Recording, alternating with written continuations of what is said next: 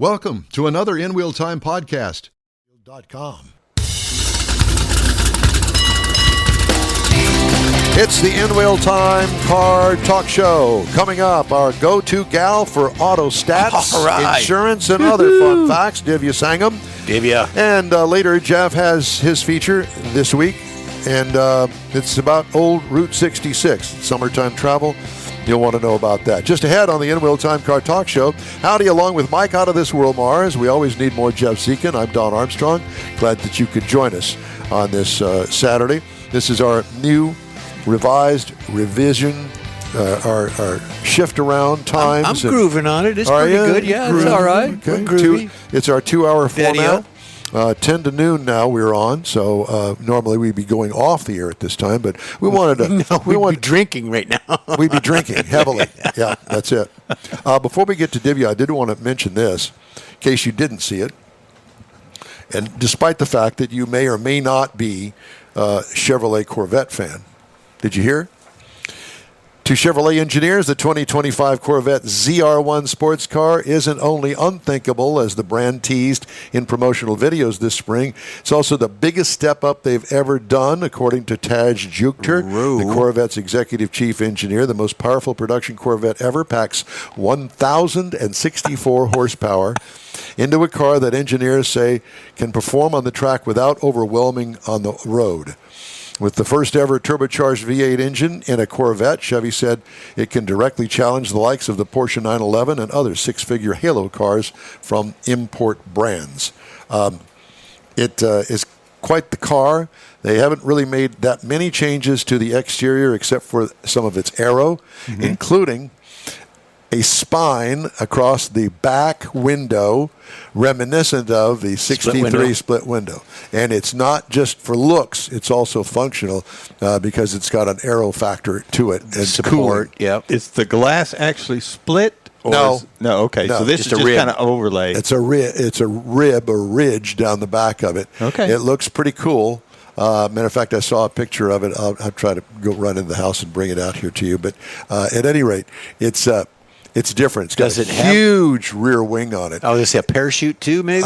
Probably. 220 miles an hour is what it's supposed to go. I don't want to be in a car doing 220, not unless it's on a racetrack with somebody else driving. And a full cage and all that, because obviously it's going to have a cage. No. Oh. Doesn't have a cage. We'll put a rib in it. Keep that in mind. We're going to talk to Randy Borcherding next week, and he was at an event and saw a Porsche Porsche convertible go end over end at 199. No. And he's got pictures he's going to share with us. No, that's a little bit too scary. Don't try that at home. All right. Divya Sangam is with Value Penguin, among other things. It's the kind of an umbrella thing. Sonia, good morning. Divya, Hi. Divya, it's good to see you. Sorry, I was a little bit distracted. It's good to see you. How have you been? I've been good. I'm just making sure my husband does not see that press release about the upcoming Corvette. Oh, yeah. He sent it to us. No, he's been joking with me that he wants to buy one, and now he said it goes at 220. I don't think I would be feeling good with him driving that in New Jersey. Well, Are you sure he's joking? Yeah. Let me just say this, that first of all, the car's not available to the public yet. It's going to be a 2025 model. They unveiled it this week because they've got to do more testing on it, and they don't want to have it all camouflaged up and stuff like that. They want it the real thing, so that's why they did the deal this to that week. note, Divya, there is a black 01 Corvette possibly for sale. Yeah. Six-speed manual. Six-speed manual transmission. Very well kept. Driven by an old man on Sundays. That's it. Thanks for calling. Well, you me do out. drive it on Sundays, don't So you? here's why we're talking to Divya. You ready? Yes. Drivers now have tipped the scales, and in the age bracket thing, there's a bunch of them now over 70 years old that are on the roads. I want to know the whole story. I want to know everything about all that. You got 2 hours to tell us. Yeah, so, one of the things we were looking at when we consider, factors that drive up insurance costs is age. And we know that teenagers pay a lot more for auto insurance, but older adults also pay a lot more for auto insurance. And, those rates are going up, and then we dug into the data. So drivers age 70 and older have risen 30% of the last decade, and they also make up 1 in 4 fatal crashes. So it's a very scary statistic for anyone who is in that age group or has family members in that age group. But let me just interject this. Yeah. I find what is amazing to me is that the states around the 50 that we have here in the US of A, they don't put an age limit, or they don't test people when they get to 70 or 75 or 80. They don't test them. Oh, well, you haven't had any wrecks. Everything's looking good. Stamp, you've still got another driver's license. I know people, my dad was one. My dad was 90 years old and crashed a car at 2 a.m. in the morning, head on into a tree, because he was going bowling. I said, Dad, 2 o'clock in the morning, there's no bowling alley open that I know of. Well, yeah, I know. But you couldn't convince him that it wasn't. And so I think that maybe perhaps some of the states really need to look into the fact where you got to get a test to get your driver's Senility, license. yeah. What about the senility test, if you want to call it that? I mean, it's a really good point. You know, the states that top this list are West Virginia, New Hampshire, and Vermont. Especially New Hampshire and West Virginia, they don't have these rules and regulations that require older drivers to keep retesting to requalify for their driver's license as they hit a certain age. And look, here's the thing. It's not fair to say every older driver is unsafe. There are lots of safe drivers who are age 65, 70, even 80, who I would trust on the road. It's just when you get older and you start experiencing declines in your grip strength, you know, your cognition, your reaction times, that makes it very dangerous for you to be behind the wheel and also for other drivers on the road. And so right now, it feels like the burden of care and making sure that older drivers are safe behind the wheel is on their families or on themselves. And it can be really hard if you're older, you're living in a state where there is really no other option but to drive from place to place.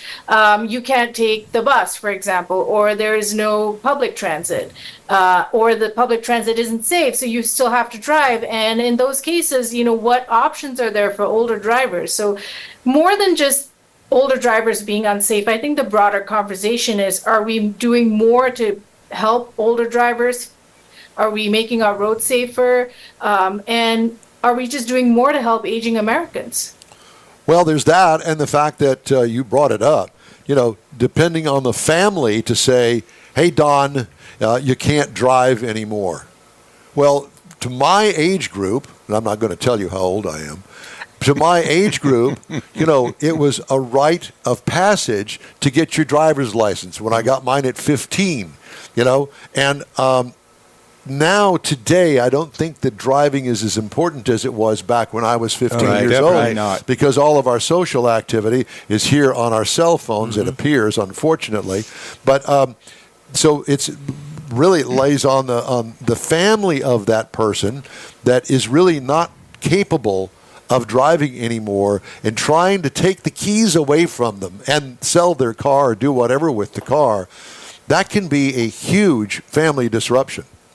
It can, and let's be honest, you know, especially if someone older is suffering from dementia or, you know, they're just fiercely independent and they don't like to be told what they should be doing. It can be really hard for families. But if the state government intervenes, if your local DMV calls you up and says, hey, you need to come back for retesting, and they say, hey, you don't qualify, then there's really very little that an older driver can do to fight that. Whereas they can definitely argue with their family members, hey, you don't know what you're talking about. I've been driving since I'm 15 or 14 and I'm safe behind the wheel. And so it's really hard for family members to convince older drivers, and even harder for an older driver to take a critical look at themselves and say, hey, I don't think I'm really safe behind the wheel, because like you rightly pointed out, it's an emotional thing. Well, maybe perhaps one of the options would be to have a third party that once you turn a certain age, then you have to go and take a class or a test. Yeah, exactly. And within the class, there is a test to are you capable of driving? Yep. And then it would be up to that company to notify the relatives this person is not qualified to drive any longer for whatever reason it is. Well, first of all, you have to have an agreement of that individual, that person, to go to that class. It may take an intervention on something like that, because there's interventions for a lot of things. Now, I was interested when you said the East Coast, New Jersey and such, on the Eastern Coast. Florida comes to mind. Miami, Florida, retirement state of the world. So how does that relate? I mean, is that a driving force on some of these rates? Definitely. Like New Hampshire and Vermont, it has a lot of older people. Florida surprisingly didn't make it very high on our list. I think a huge part of that is just a lot of people move to Florida, young and old, so it balances out in terms of the proportion of older drivers on the road. But if you dug down into Florida, some of the retirement enclaves, the cities and towns where there's a lot of retirement communities, the percentage of older drivers is a lot higher.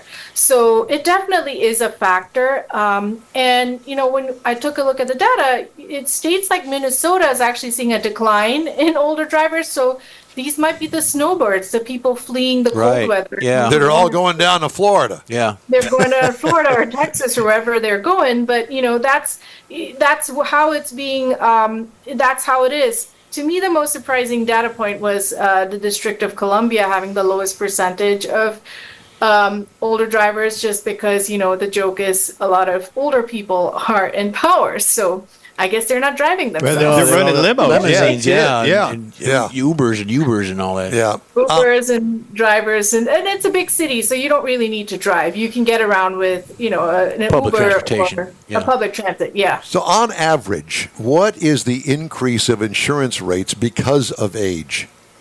So it depends on your age, right? So at the age of 60 is when you'll pay your lowest insurance premium. So it's not that insurance companies are automatically seeing you getting older as a bad thing. It's just when you hit 70, that's when your insurance premiums go up by around 8%.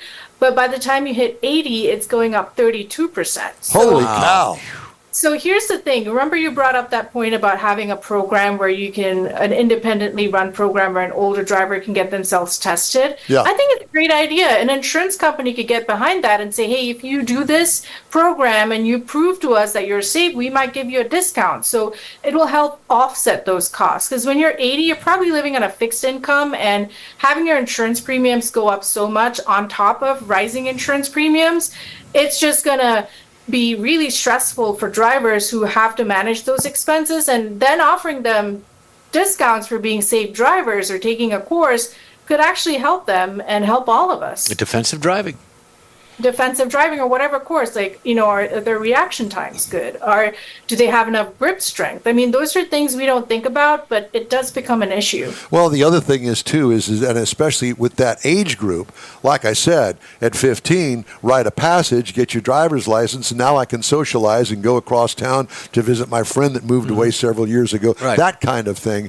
It's not as important if you, if you live in a community that has a grocery store, that has a clinic, that you really don't need a car. Basically, you would use that particular venue's shuttle, if you will. We're all going to go to the grocery store one time a week, and we'll shuttle you over there. You'll have an hour, and we'll shuttle you back. If you have a complex of 100 senior citizens on a fixed income, it seems to me that would be an answer to really offset the insurance. Don't need a car. Well, it would be one of the amenities in that facility. And let's face fact. I mean, we didn't have Uber back in the day. We had a taxi cab that how did taxi cabs even stay in business anymore? I don't know. Because not that Uber is a whole lot cheaper for me to go from here to the airport, but it sure is more convenient because I can see where the driver is on his way to my house. I went to high school with a guy that his dad owned a cab company in the greater Detroit area. Does he still? No, it's all gone. But back in the day, they were everywhere. It was that was the massive way to do it. Lorraine Cab Company. Yeah. He was owner of that. Call me a cab. Yeah.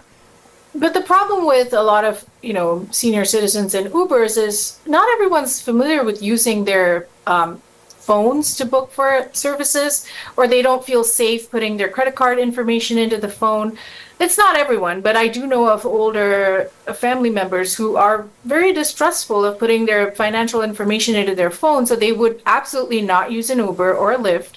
They would either drive, even though they're 80 plus, or they would wait for someone to come and get them. So a lot of this is dependent on the kindness of others. Do I have the time to go pick up my uncle to take him to the store? Or should he be driving by himself? And it just is a lot of stress. Yeah, and what would be the way to do that? You're just not going to walk up to somebody, a relative, an elderly person, and say, "Give me your keys." I think there should be a preliminary to that. Hey, there should be discussion years before that. If you see a decline in cognitive, that brings the awareness of, what, we're going to have to make some decisions here in the next year, 2 years, 6 months, 5 years on taking those keys away. So I think there should be more of a way to figure out when you're going to do it and how you're going to do it. Not necessarily an intervention, but that's what to it that amounts point. to. Yeah, to that point. So my brothers and I got together. My father started physically; he was declining. Mentally, he was there. He was sharp, and we had the van adapted. The hand controls and all that stuff. But we talked to the doctor. His doctor, Doc, this is what's happening. This is what's coming. When the time comes to say you got to give me them keys, we may need some help. He said, I got no problem with that. He said, I can do that for you, and so. Again, Dad, you got to give us the keys, or else you got to start using these hand controls. Okay, so he adapted. He used the hand controls as long as he could until it got to the point. So, Dad, you got to give us the keys. You don't drive anymore. One of us will drive you in your vehicle. Well, there's got to be a plan for that. Well, either you or your brother. My brothers, the three of us, we got together and we kind of looked at it and said, but we started that, like you say, Dad, it was progressive. Dad, you're going to have to do something here. Get hand controls or something to go that route. And that's the way to do it. So, Divya, where can we get more information on all this? So you can visit www.valuepenguin.com or you can go on Google and search for Aging Drivers Report Value Penguin, and it will be the first result. Very good. So we can see all of your hard work. You can see the work that was done by myself and the amazing team of researchers and analysts who work with me. I love it. Well, it's always great to talk to you, despite the fact that you've really put a divot in my day talking about older drivers. Thank you. I just want to make a caveat. Not all older drivers are unsafe, but when they do get to the stage where they're becoming unsafe, then I think we as family members, as a community, and even, as governments need to step up and do more to protect them. Yeah, Dom, we need to talk after this. Shut up. 1 out of every 3. So Shut it's up. 1, 2, 3. Divya, we love you. Thank you so much. Thank you so much for having me. Thank you. Always. Thank you. Hey, the In-Wheel Time awesome. Car Talk show is available 24/7 through the iHeartRadio app. Just look for In-Wheel Time Car Talk. And a new daily podcast available from your favorite podcast provider. We also video stream our live 2-hour weekly show on Facebook, YouTube, and InWheelTime.com. That is from 10 a.m. to 12 noon Central Time. The In-Wheel Time Car Talk Show continues right after this quick break. ProAm Auto Accessories has been serving Houston's auto enthusiasts since 1984, providing world-class products for sports cars, European sedans, and American muscle. ProAm is known as the place to go to find exclusive and hard-to-find parts and accessories.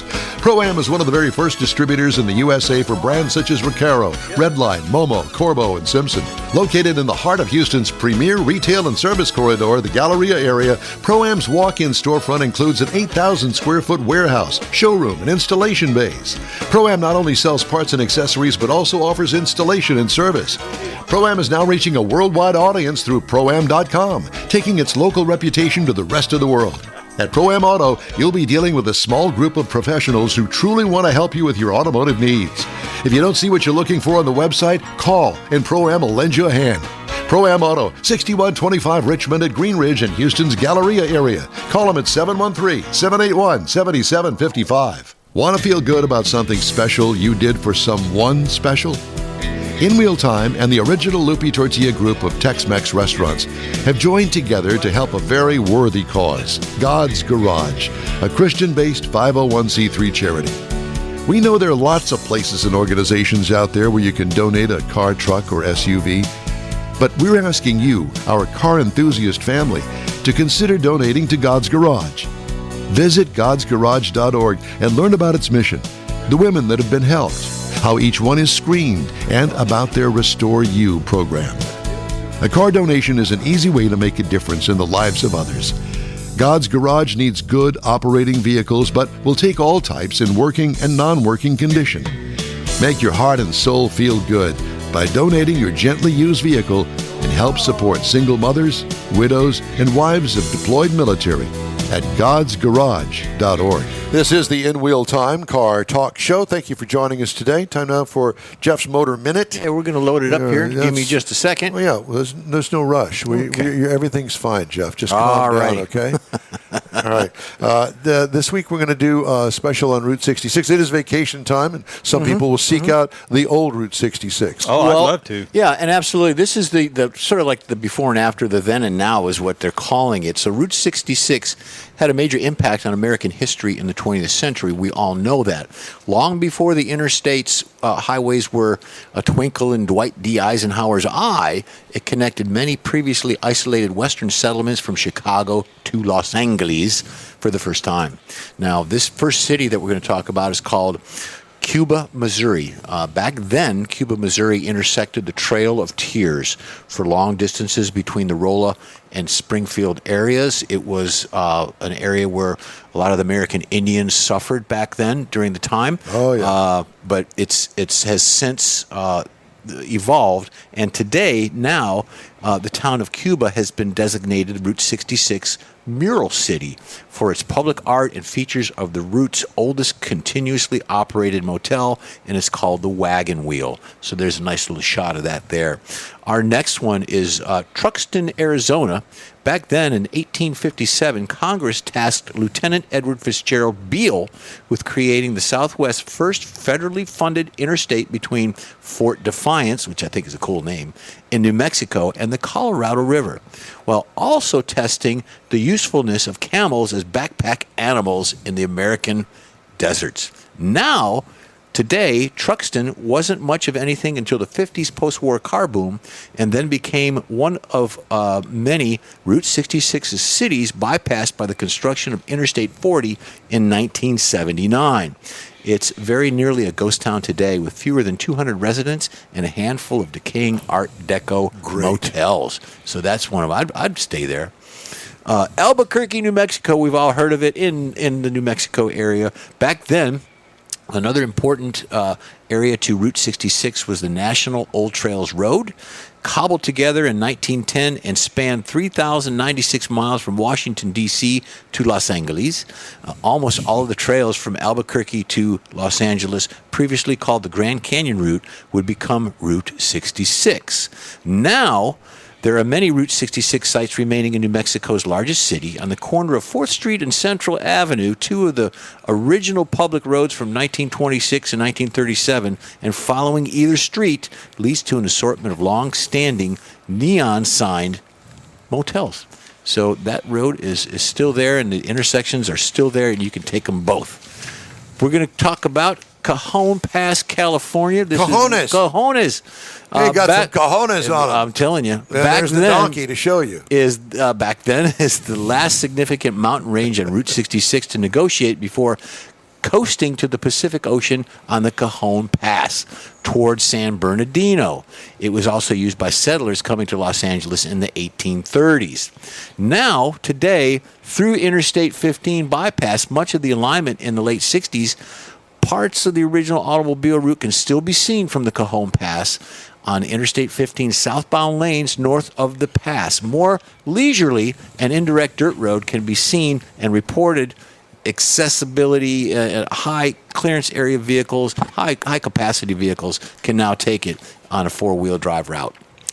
Oatman, Arizona is our next stop, and one of the most demanding stretches of Route 66 was stepped with hairpin turns through the Black Mountains and outside of Oatman in western Arizona. Motoring was dangerous even after Route 66 paved in 1938. Some of the early travelers would hire locals to navigate the stretch to avoid injury. Now, treacherous stretch of the highway still exists in the Oatman Highway, while the unincorporated village of Oatman Glory in the long pass of the decline in the mining industry since 1952 and the highway realignment. So there you have it. Very good. I loved it. Thank you very much. You Route 66 history. Hey, time now for this hour's car review. We got it. And Mr. Mars has a review of the Subaru Crosstrek. Yeah, buddy. Did it mess you up over there, Mike? Well, no, I was He was helping me. He was helping me. I was lamenting that I got ahead on Jeff there. I double tapped, and anyway. Oh, that's all right. You do that every week, don't you? Well, generally I'm behind and not in the front. But anyway, so we're talking about the 2024 Subaru Crosstrek Sport. Now, the Crosstrek comes in the base, the premium, the sport, the limited, and the wilderness, which is new. And the sport, so the sport's the mid-trim level, if you will. Now, this is a small CUV, third generation that's of this vehicle that's been out there. And up front, you're going to find the a frameless hexagonal grille, and that's part of the improved dynamics that they put into this car for this year.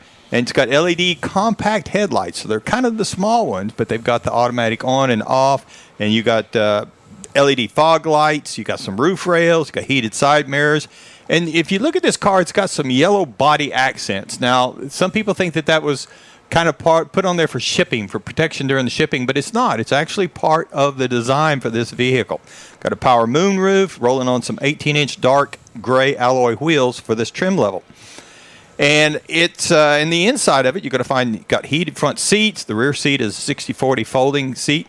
Got 11.6-inch multimedia screen right there in the middle of the dash. It's where you're going to find your Subaru Starlink, your nav, all your convenience controls. And it's got lighted USB A and C connections for your mobile devices in the front and for the rear seat passengers. That's cool. So all the controls, they're simple, they're easy to use. Got the touch screen. The touch screen, sometimes you had to kind of touch it a couple of times. But other than that, it works That's because great. of your crazy fingers. Well, that could be. Then up under the hood, now there's two engines available. We happen to have the 2.5-liter Boxer type engine. Now this is a flat type engine, 152 horsepower, 182 pound-feet. Not real big, not real fast per se, but it's more than adequate to get out on the highway or do a little off-roading in the sand and mud. CVT transmission, but it has an 8-speed manual shift mode that you can pull it down into if you want to try and control it a little bit better. This vehicle is actually properly equipped. You can tow 3,500 pounds on this vehicle. And, of course, it's an all-wheel drive. The EPA says you should get about 26 miles to the gallon in the city, out on the highway 33, and combined 29. Now, I drove this vehicle 266.5 miles, and I averaged 26.7 across that time frame. Nice. And again, like I said, it was an easy ride. Now, it will get a little bit firm in some cases, but you get it out on the highway, and it will roll down on the highway. Nice, steady feel, good, confident firmness feel to the steering on it. Now, the base model price, you can find one of these vehicles base, $24,995. Base trim is $29,195. Now, our as-tested vehicle is $32,601. You want something to compare it to? You could look at a Jeep Compass, $25,900. A Mazda CX-30 is $24,000. You might even could bring in the Ford Bronco Sport, which is a little bit bigger, but it's kind of that still small CUV kind of off-road capabilities, $29,795. So if you like the Subarus, this is one of them you really ought to be looking at. All right. Thank you, sir. Today's In Real Time Car Talk Show is sponsored by the group of original Lupe Tortilla restaurants in Houston, Beaumont, and College Station, Gulf Coast Auto Shield, and ProAm Auto Accessories. We continue our show right after this quick break. The original group of Lupe Tortilla restaurants will have you telling your family and friends just what the original recipe means when it comes to the best fajitas in Southeast Texas. Founder Stan Holt invites you to visit the first Lupe Tortilla near I-10 and Highway 6. Here is the original house that inspired the design of all the rest and the original charm that helped make Lupe Tortilla the go-to destination for Houston Tex-Mex. Nothing can compete with the original lime pepper marinade that everyone will agree makes Lupe Tortilla award-winning beef fajitas the best anywhere. Lupe Tortilla Katy's another location that gives you the same quality and service Houstonians have come to expect at Lupe's. It's located on 99 the Grand Parkway at Kingsland Boulevard in Katy. Find yourself in Aggieland? Head to the Lupe Tortilla in College Station. Located just around the corner from Kyle Field, it's a great place to enjoy those famous frozen margaritas before or after the game. Going to Louisiana? The Lupe Tortilla in Beaumont is on I-10, so you can't miss it. The original group of Lupe Tortilla restaurants has the best Tex-Mex anywhere, and you're invited anytime. Your car is a direct reflection of you, so don't be satisfied with color fade or a dingy, dull appearance. Get rid of those terrible automated car wash scratches. Gulf Coast Auto Shield is your Save the Paint company. John Gray and his team of detailing experts can help your cars finish without a full repaint. Searching for the real experts in window tint or windshield protection? Gulf Coast Auto Shield. Dash cams, radar detectors, Gulf Coast Auto Shield. Got a new car? Get that thing protected as soon as you take delivery. If you don't know which of the multitude of protection products to go with, John Gray will give you an honest opinion and won't sell you something you don't need or can't afford. John will help you understand the many options and pricing right on the spot. He's your guy to have your ride looking its best and protected too. See the state-of-the-art shop yourself. Free tours anytime. Gulf Coast Auto Shield is easy to get to, located just south of the Southwest Freeway on the Sam Houston Parkway. Gulf Coast Auto Shield, full service luxury car care today and online at gcautoshield.com. That's it for this podcast episode of the In Wheel Time Car Show. I'm Don Armstrong, inviting you to join us for our live show every Saturday morning on Facebook, YouTube, Twitch, and our InWheelTime.com website. Podcasts are available on Apple Podcasts, Spotify, Stitcher, iHeart Podcast, Podcast Addict, TuneIn, Pandora, and Amazon Music. Keep listening, and we'll see you soon.